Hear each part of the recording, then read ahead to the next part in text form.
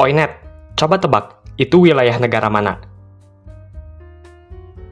Kita lagi di Swiss. Nah, itu Swiss lah, Min. Tet, salah. Itu wilayah Jerman. Coba tebak, Net, itu wilayah mana? Itu dalam negara Jerman. Ya wilayah Jerman lah. Tet, salah lagi. Itu punya Austria. Lah, kok bisa? Keliling dunia yuk.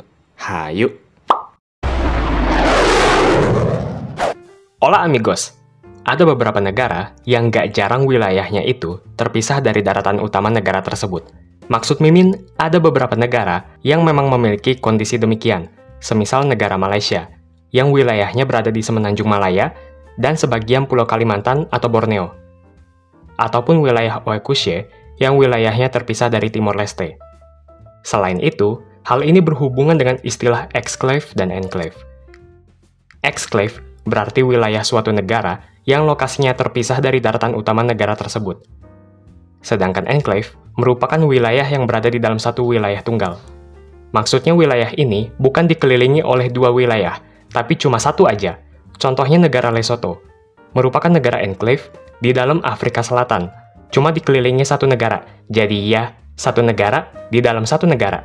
Meskipun Eswatini dikelilingi negara lain, tapi Eswatini tidak termasuk enclave, karena ia dikelilingi oleh dua negara, lebih tepat kalau disebut landlocked country. Bisa juga suatu wilayah atau negara memiliki status sebagai enclave, sekaligus status sebagai exclave. Contohnya, coba lihat mahakarya ini, yang udah Mimin buat semalaman, sampai Mimin nggak tidur coba. Ini mahakarya. Net, tolong. Nah, di sini ada negara A, sama negara B. Terus ada lagi wilayah A yang kecil, di dalam negara B. Nah, jadi A kecil ini menjadi wilayah exclave buat negara A, tetapi jadi wilayah enclave buat negara B. Di dunia nyata emang ada kok.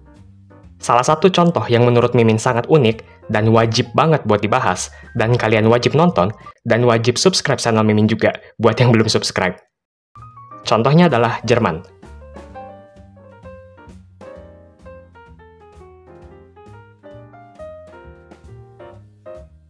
Di mana Jerman memiliki Büsingen am Horrhein.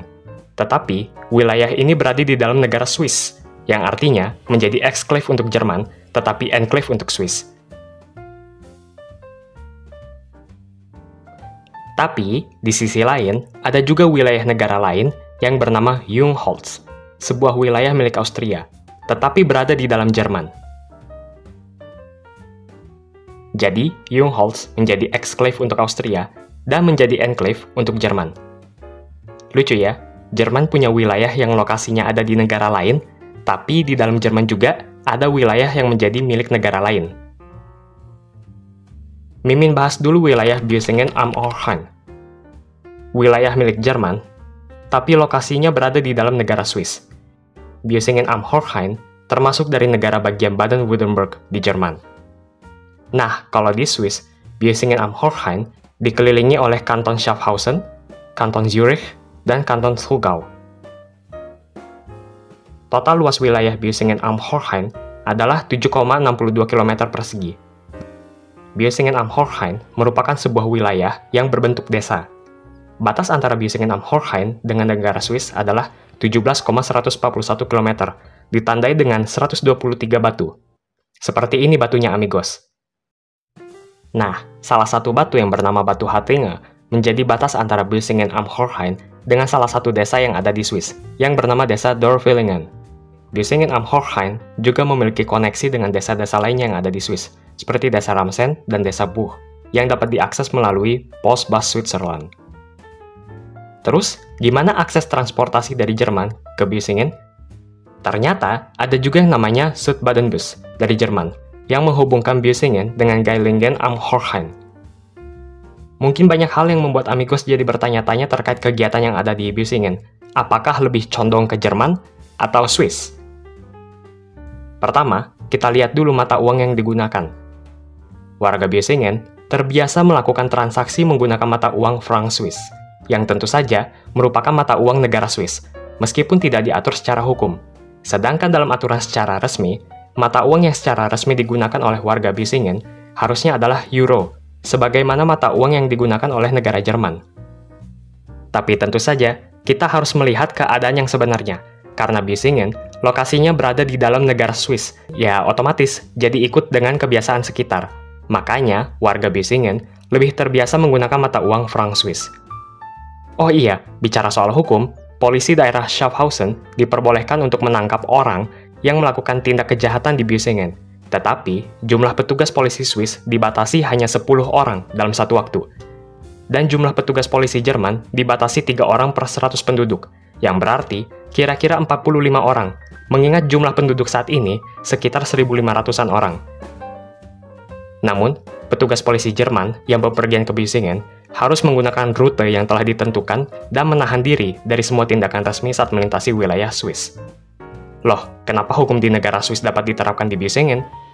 Hal ini dikarenakan adanya perjanjian atau treaty antara negara Swiss dengan Jerman terkait penggunaan undang-undang Swiss dan undang-undang Jerman. Hal unik lainnya terjadi juga di bidang sepak bola. Klub sepak bola bernama FC Bissingen menjadi satu-satunya klub Jerman yang bermain di Liga Swiss.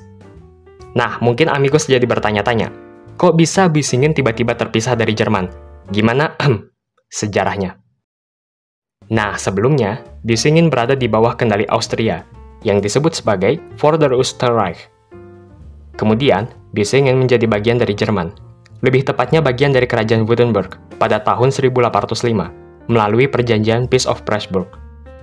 Pada tahun 1918, setelah Perang Dunia Pertama, diadakan sebuah referendum di Bissingen. Dalam referendum tersebut, 96% warga Bissingen memilih untuk menjadi bagian dari Swiss. Tapi, karena tidak ada bentuk pengalihan tanah yang terjadi, karena Swiss tidak dapat menawarkan pertukaran yang sesuai, upaya lain dilakukan oleh Swiss, seperti memindahkan desa Bissingen ke kedaulatan Swiss. Tapi itu tidak berhasil, sehingga pada akhirnya desa Bissingen tetap menjadi wilayah eksklave Jerman. Pada tanggal 9 September 1957, konferensi antara Swiss dan Jerman Barat diadakan di Locarno, dengan tujuan untuk mengatur yurisdiksi kedua negara di Bissingen. Kemudian nama resmi Bissingen berubah menjadi Bissingen am Hochrhein pada tanggal 6 Desember 1961. Sekarang, kita menuju Jungholz, wilayah Austria, tapi ada di dalam Jerman. Jungholz memiliki luas sekitar 7 km persegi. Jungholz merupakan bagian dari distrik Reutte, yang termasuk dari negara bagian Tirol di Austria. Dan di dalam Jerman, Jungholz berada di negara bagian Bavaria. Dan ya, seperti yang bisa kita lihat, karena Jungholz berada di dalam negara Jerman, maka otomatis Jungholz hanya bisa diakses melalui Jerman. Seperti kasus Bissingen am Hochrhein, warga Jungholz lebih terbiasa menggunakan mata uang mark Jerman daripada mata uang shilling Austria, sebelum akhirnya pada tahun 2002, mata uang euro digunakan. Nah, Jungholz ini termasuk Penne Exclave. Bentar, apaan tuh? Mimin tadi sempat ngebahas sedikit tentang apa itu enclave dan apa itu exclave. Kita harus mengetahui juga tentang Penne Exclave. Jadi, kalau exclave itu berarti emang sama sekali nggak ada jalur yang menghubungkan antara daratan utama dengan wilayah exclave. Tapi, kalau Penne Exclave, itu berarti masih ada jalur yang dapat menghubungkan antara daratan utama dengan wilayah tersebut. Kayak gini deh gambarnya amigos. Ini exclave. Lihat, wilayah exclave negara A benar-benar terpisah. Ini Penne Exclave. Masih ada satu titik penghubung antara A kecil ini dengan daratan utama negara A. Jadi, wilayah exclave dan enclave sendiri memiliki arti yang lebih kompleks sebenarnya. Sama aja kayak backrooms. Kalau kalian tahu juga soal backrooms, level 0 di backrooms ternyata punya sub-level, seperti level 0.1, level 0.2, dan seterusnya. Tapi tetap aja ada kemiripan dengan level 0. Begitulah wilayah exclave. Nah, kalau tadi kan Bissingen am Hochrhein benar-benar terpisah dari Jerman, tapi kalau Jungholz masih memiliki satu titik, masih memiliki satu poin yang membuatnya dapat terhubung dengan daratan Austria, yaitu puncak gunung Zochhofen yang memiliki ketinggian 1636 meter. Tadi Mimin ada bilang kalau kalian cuma bisa akses Jungholz melalui Jerman. Ya, kecuali kalau kalian mau mendaki gunung Zochhofen terus meluncur sampai ke Jungholz. Bebas, amigos. Dan juga sudah ada tanda-tanda perbatasan antara Austria dengan Jerman di puncak gunung Zoskhoven. Wilayah Jungholz lebih dekat dengan fasilitas di Jerman, sehingga kebanyakan anak-anak di desa Jungholz lebih memilih untuk bersekolah di Jerman. Jadi bagaimana bisa Jungholz bisa memiliki wilayah yang seperti itu? Sejarahnya ternyata udah lama banget. Pada tanggal 24 Juni 1342, Hermann Hasselin, seorang petani dari Wertach di Jerman, menjual wilayah Jungholz kepada Heinz Lochweiler yang merupakan seorang petugas pajak Austria. Heinz Lochweiler kemudian menggabungkan wilayah Jungholz dengan wilayah miliknya yang lain yang berada di Tirol. Singkat cerita, dalam perjanjian perbatasan Bavaria-Austria pada tahun 1844, wilayah Jungholz kemudian menjadi milik Austria. Oh iya amigos, mohon maaf kalau Mimin masih banyak kekurangan dalam penyampaian informasi ya.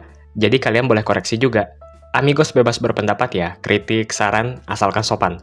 Mungkin ada juga yang kurang berkenan misalnya dengan jokes Mimin. Mudah-mudahan kedepannya Mimin juga bisa lebih baik lagi ya. Kalau ada kritik dan saran, Mimin berterima kasih. Berarti itu semua bentuk perhatian dari kalian semua amigos. Sehat-sehat semuanya!